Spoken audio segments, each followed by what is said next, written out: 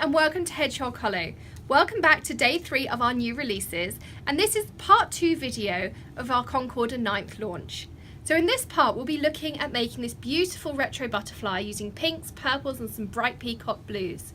If you missed part 1, we also made this beautiful moth card using exactly the same sets. You can see the beautiful vellum details here on the side, and you can even make the wings flap just like a real moth. So let's get started with card number 2. So the first thing we're going to do is we're going to build this butterfly element, which is absolutely stunning. And you'll notice I omitted using the line stamp on this one. I just used the detail that's in the second step of the stamp to get the majority of my colour. So I actually used 6 different shades of distress inks and kept going in and out with them. Again, I'm going to use my stamp press as I did in part 1, if you saw that. So I'm just going to move these to the side slightly. And I have a piece of the distress paper, and I have one of my pre-cut craft sheets. So I'm just going to pop that down with the magnet. And then what I'm going to do is I'm going to tape this on with some low tack painter's tape so that it's not going to move. And that allows me to get quite inky with it if I want to as well. So we'll just pop a couple of pieces of tape down. The advantage of using these craft sheets, if you haven't seen the video of them, is that you can add water, you can heat emboss directly or dry something directly in your stamp press. This works with the Stamp Perfect as well, and I'll be shortly doing a video using the We Are Memory Keepers and the Tim Holtz one as well to show you how those work. Okay, so now I've got that taped down. We're going to start off with our solid stamp here. So that's right at the bottom. And I'm going to pop that down. And we're going to use our 2 lightest shades. We're going to use our Spun Sugar and our Shaded Lilac. And I'm going to start off with my Spun Sugar. And I'm going to do that all over just to give me a base. That's a nice light base to work from. And I'm going to use my Stamp Chamois just to wipe that off. And then I'm going to go in with the Shaded Lilac, and this is where I'm going to start using the technique that gave me those beautiful colours. So the key here is a piece of kitchen towel, and I've got my big water spritzer here, and you want it to be damp. So I'm just going to fold this over so it's all over. It's not sodden in any way, it's just very lightly damp, and that means that I can just touch in on some areas and pick up that ink. So when I stamp it down, I don't get my colours all over, as you can see. And you can also just use it to clean off your stamp, or you can use your Stamp Chamois. Mine's just out of shot here as well. That's all I'm going to do with this solid stamp, and I'm now going to move on to the second stage, which is this. So this is the second step of the stamping. And this is where I'm going to put in the majority of my colours. So again, I'm going to start with my Spun Sugar.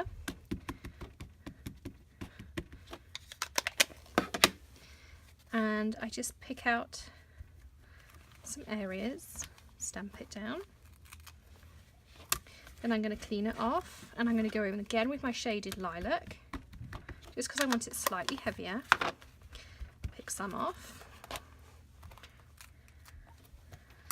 And you can start to see that that detail is coming in here. Then I went in with my Pickled Raspberry, which is my bright pink.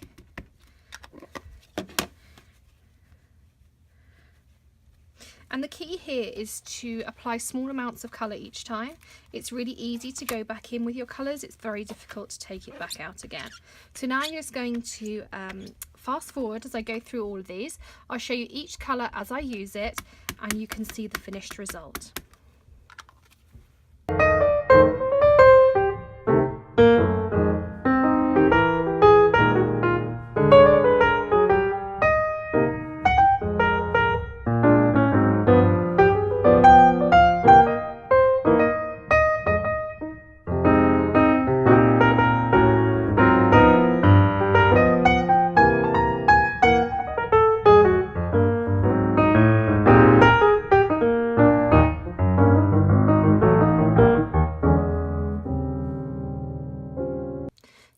happy with those particular colours, we can go back in and we can add the body here to our butterfly. So we'll take this stamp off of here, and there is a body stamp, so it makes it really easy just here. And again, I'm going to use the same technique of the pink and the spun sugar and the shaded lilac. So we'll pick that up. We'll start off with our spun sugar.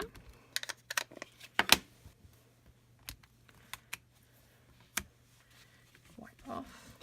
And then we'll go in with our shaded lilac.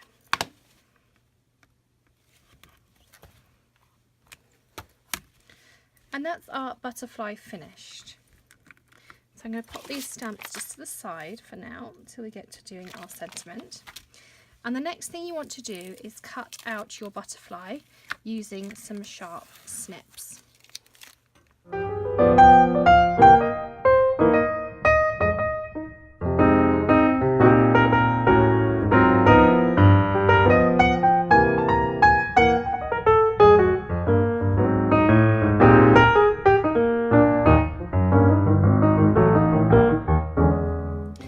Our butterfly cut out, we can make our beautiful frame.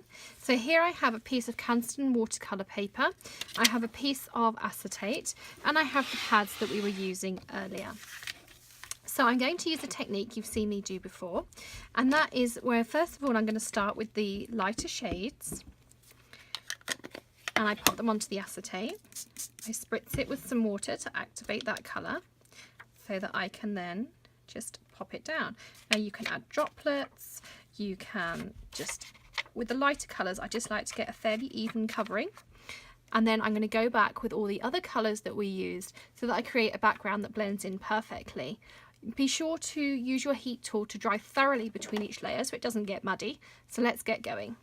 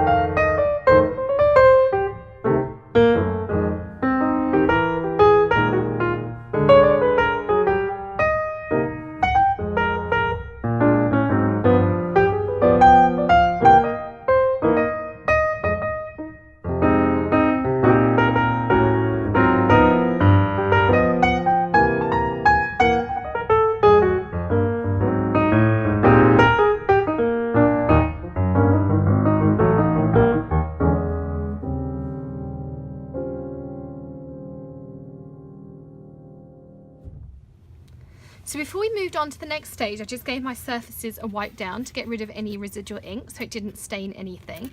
And I'm going to use the My Favourite Things frame. You'll notice when I was doing it, I was paying particular attention to how some of the edges looked, because that's the piece we're actually going to see. And I'm just going to use some micropore tape, and you can use post-it tape, I interchange on these. And actually I'm just going to tape two corners because the other day mine moved slightly. And I'm just going to run this through the vagabond. Now that central piece that will be left,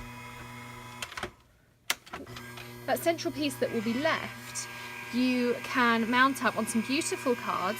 I have a video with Elizabeth Designs, there's a blog post I should say rather, that you can go into, and it will show you how to mount up some vellum sentiments onto these leftover pieces.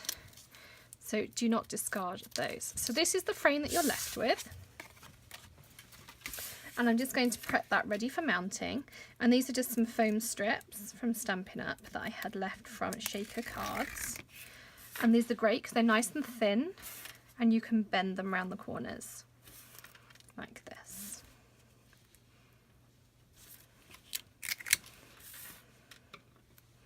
And it doesn't need to be all the way around, that's why I'm just using this little scrap to cover off this corner. So that's ready for when we finished our card. And then here I have a card base. It's half a sheet of 8.5 by 11 in the Nina Solar White.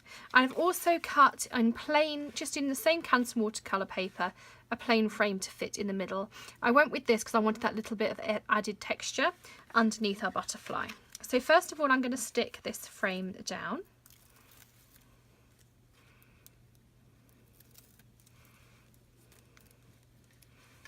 And I tend to open up my bases so that I can do that nice and evenly.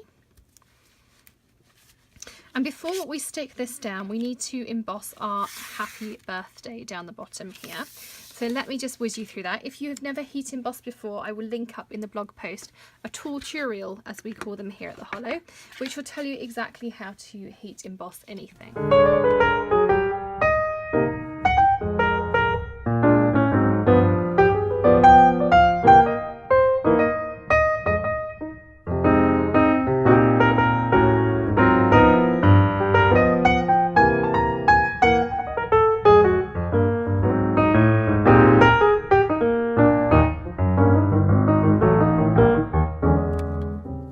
So now we can assemble all the elements of our card.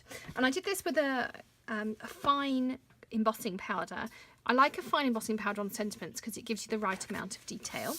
And I will link that up for you. Now I'm just going to take some double-sided tape. Oh, I'm caught up. There we go. I'm just going to put this in the bottom. Now I use tape rather than one of my runners on this one, because this is slightly heavier with the butterfly on it, and I don't want it to get pulled off when I pop it in the mail to our giveaway winner.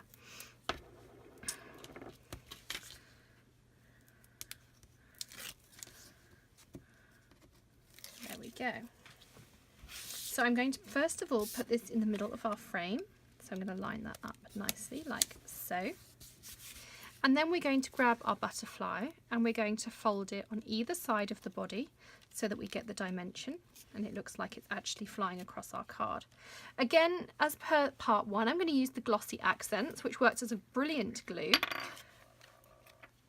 And I'm going to just run that down the spine. And I'm going to be quite generous as this is going in the mail.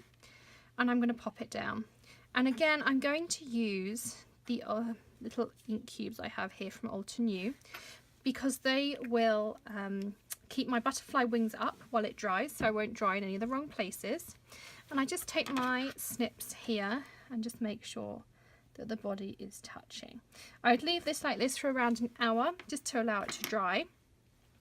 And then I'm going to add these little dots, and I'll add some more under the blocks when that's dry. But what I do is I just take the enamel accents. And I'm not very good at being random, but I'm going to have a go. And this is with the turquoisey colour and the pink. And this one's just got a little blocked up, so I'm going to grab my pin. And all you need to do is just put that through the top and give it a little wiggle. There we go. Ooh. Okay. And then when that happens to you, if you get a large area like this, just grab a Q-tip, or two I should say, and just kind of pinch it together.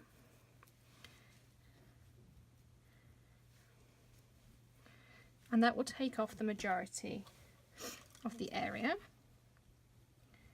I'm just going to pick it all up. And then I'll put the two colours back down again. And all this will look like is like a little watermark on there. So I really wouldn't worry.